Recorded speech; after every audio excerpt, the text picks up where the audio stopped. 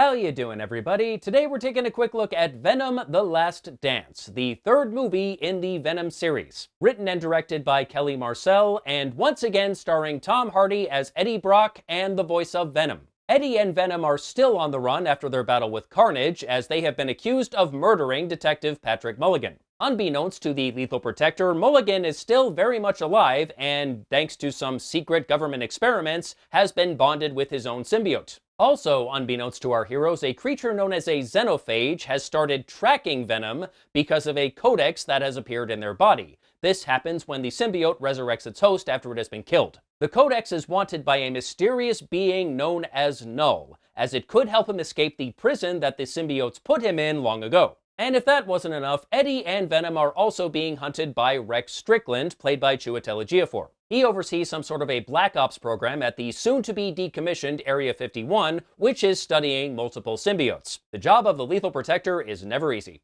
So just to give some quick thoughts on the series so far, I liked the first movie. I thought it got off to a bit of a slow start, but once Venom actually showed up and bonded with Eddie, I had a lot of fun with it. I thought Let There Be Carnage was fine, but nowhere near as good as the first movie. It was a bit lacking in the action department, as I recall. I would place The Last Dance somewhere between the two. It's perfectly fine, though it does have its issues. I think it's a good thing that all of the Venom movies so far have been under the 2-hour mark. If you have less than 2 hours of story to tell, that's how long your movie should be. That said, I am not sure Venom: The Last Dance used its 109 minutes as effectively as it could have. One part of the story involves one of the scientists at this Area 51 Black Ops site, who's played by Juno Temple, and she apparently had a twin brother who was struck by lightning and killed when they were children, and she was hit by the same bolt of lightning but somehow survived with just some major scarring on her arm.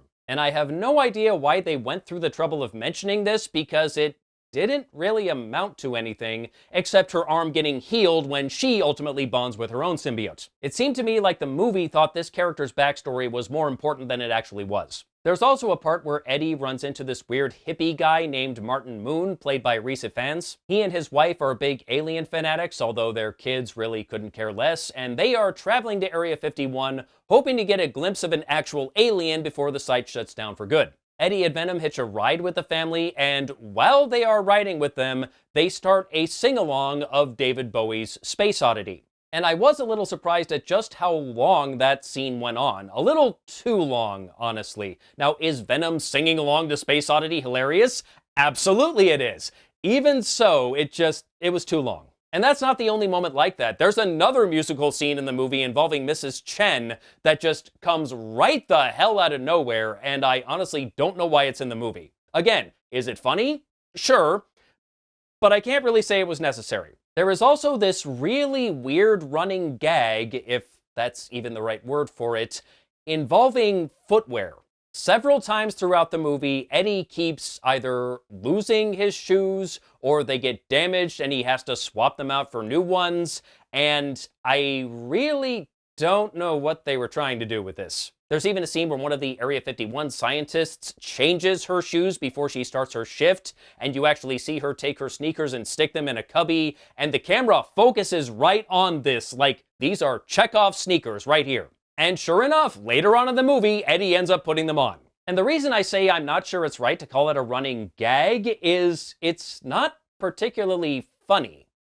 It's just a thing that happens many, many times. And the movie is totally committed to this whole shoe thing, and there's just no reason for it at all, and I just found it really weird. I can't even make a Tarantino joke here because they're not actually focusing on the feet, just the shoes. There is still some good stuff going on here. Venom is still a very silly creature. I think he is hilarious, and Tom Hardy does a great job playing both of these roles. And Venom's silliness is contrasted with Eddie, who is just not having any fun at all, and understandably so. There's a moment where he gets thrown off an airplane. I'd be pissed too. And I really got a kick out of Ifans as Martin Moon, the hippie alien hunter. He was a treat. The story was pretty good overall, even if some of the dialogue and exposition was a little clunky. The xenophage that Eddie and Venom have to fight is scary as hell and very hard to kill. It's basically Mongo. Whatever you do to him, you're just gonna make him mad. We see very little of Null, but in this case, I think less is more. When we do see him, he looks very intimidating, and I can understand why Venom is afraid of this guy.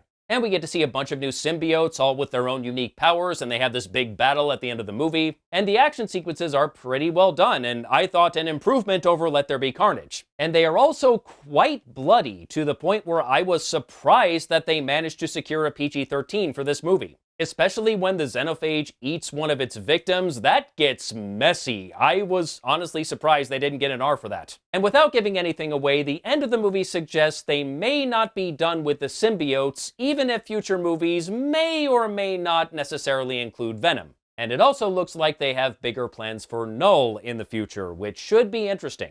Overall, Venom: The Last Dance isn't great, but it's fine. I enjoyed it. I wouldn't recommend paying full price for it, but it's worth a matinee. And make sure you sit through the credits because there is a mid-credits and post-credits scene. And that's all I have to say about Venom: The Last Dance. Till next time, take care.